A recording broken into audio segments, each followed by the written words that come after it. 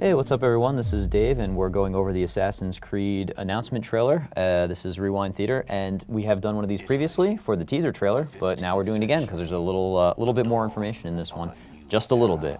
So it starts out Italy in the 15th century, and now we know from the Game Informer article that this is actually going to take place in 1476.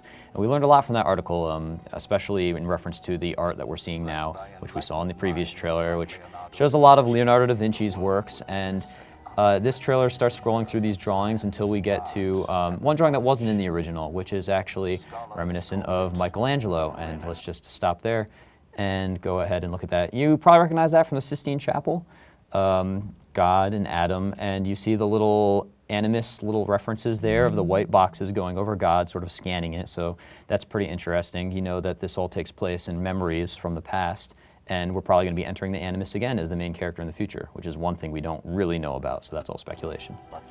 So as we keep going, we see reference again to the arm blades. We talked about that last time. And then this is where it gets interesting.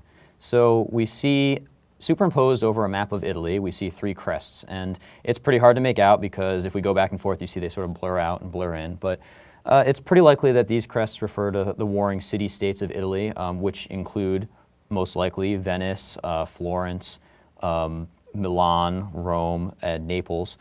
We can probably guess that one of these refers to the church. You know, it looks very close to maybe the papal insignia or papal crest, and possibly another family crest, which is probably one of the Medici family crests who are located in Florence. And we know the game has to do with them because we read that in Game Informer as well. And it actually pulls directly from history for a lot of the interactions you're going to be seeing in the game there.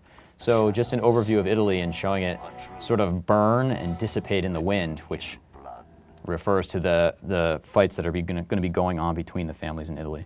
So this is where we see the trailer end, except this is the most interesting part. So you see the title, and right there, let's go back. Before the title, you see something that looks somewhat like a staircase sort of floating around in the background if we go really slowly.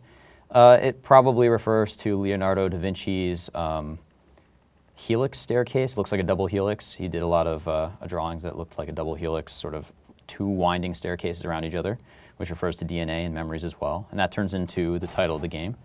And then as the title fades away, you get a quick burst. You get the website as an eagle cries. And then if you fly past that a little bit, the eagle crying refers to the eagle vision, which you remember from the first game. Probably see a different version of that. So right in between those two shots, you have a shot of a chemical compound for one single frame, possibly a reference to ho-hos. We haven't broken down what this means exactly yet, but chemical compounds, DNA, reaching back through the memories, all referring to the main character in the future, reaching back in his memories. Then you get this symbol right here. Now, we're going to have to reach a little bit on this one, but some people have said that this refers to a Voldnot, which I'm not sure about the pronunciation, but it is in reference to Odin's power to blind his enemies, and maybe a reference to control humanity through illusion that we saw at the end of the first game. And maybe a reference to the Templars using that power. But, you know, this is all up in the air. And then, of course, we see the Vitruvian Man again with, once again, his genitals are blurred out, so that's interesting again, and he has got the knife on his arm. And one thing that we don't see in this picture, which was off to the left in the last one, was the wing. And now we do know that the main character, Ezio, is going to be able to fly using Leonardo da Vinci's flying contraption. So that was confirmed, and that's pretty interesting. So there we have it. I'm not sure if there's anything else we can glean from this trailer, but if there is, I'm sure you'll be hearing from us in the future. Thanks for listening.